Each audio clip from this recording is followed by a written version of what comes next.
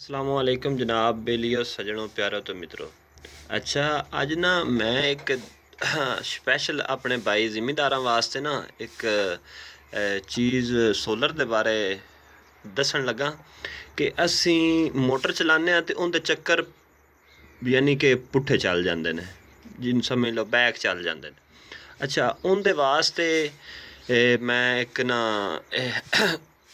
INVT ते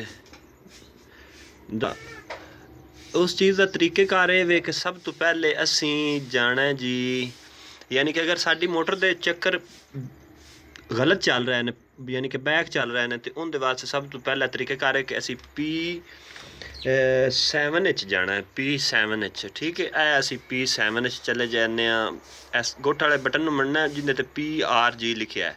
अच्छा इंदे नाल अगां उता मदद करके असी P7 चले गए।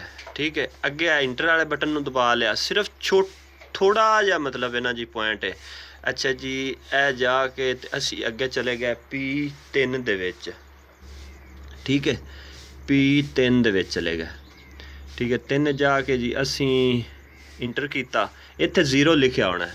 अगर 0 लिखा है तो इत्थे 2 कर देना। ठीक है, ए इंटर दबा देना, बस जी दौड़े चक्कर इंशाअल्लाह ताला सीधे हो जाएंगे। ठीक है, तो इतना है काम होंगे। बस एक अद्धे मिनट की मैं इंशाअल्लाह वीडियो बनाना और खजाने नाल भरपूर भरी होंगी इंशाअल्लाह ताला। तो बाकी साढ़े आस सिर्फ दुआ की ज़रूरत है।